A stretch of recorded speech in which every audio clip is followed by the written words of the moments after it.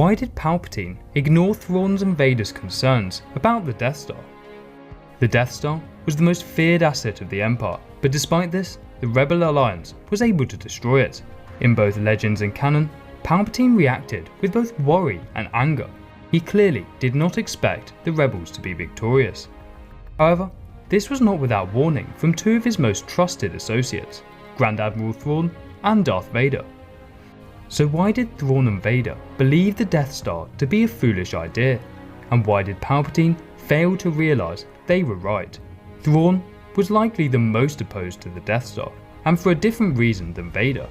Despite not ever being told about the existence of the Death Star, Thrawn was able to deduce the project's existence through analysing the distribution of metals for the Imperial Navy.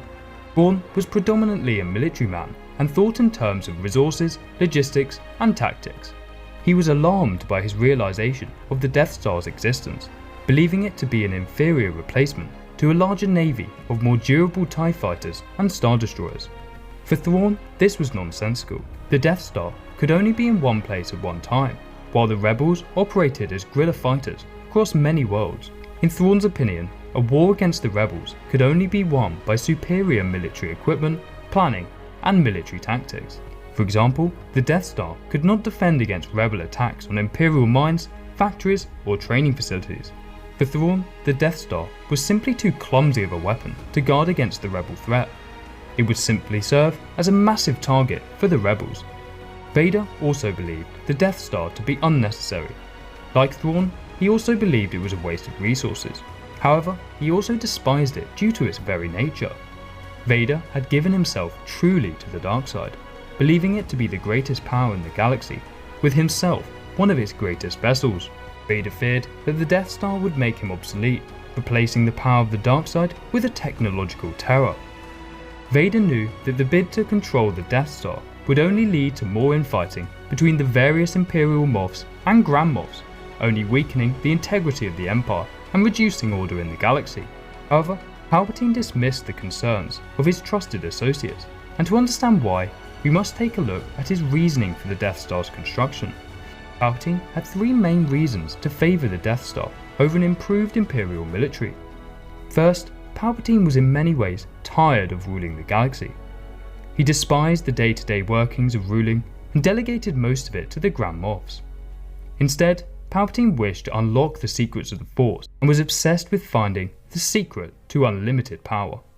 The power politics of the Senate, as well as the countless rebel skirmishes, distracted Palpatine from these true goals.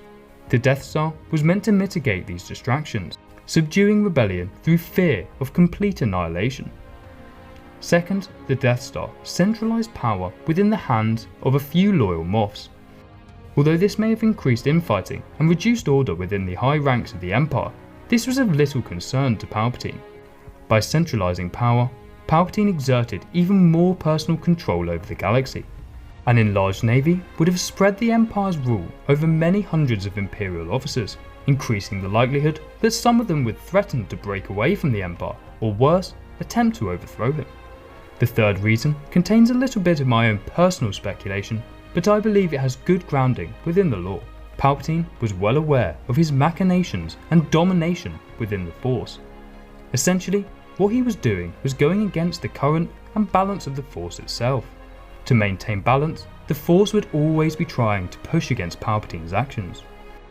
The Death Star symbolised the end of hope in the galaxy and the introduction of pure terror.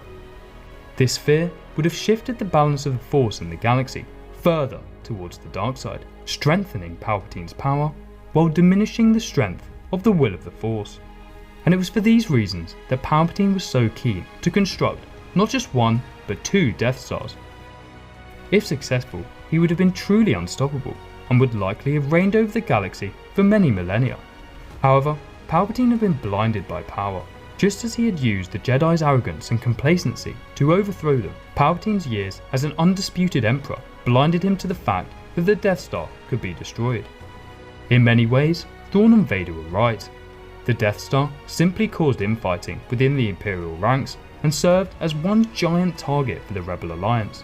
Aided by the Force itself, Luke Skywalker was able to destroy the battle station, bolstering support for the Rebel Alliance that ultimately went on to end the reign of the Emperor.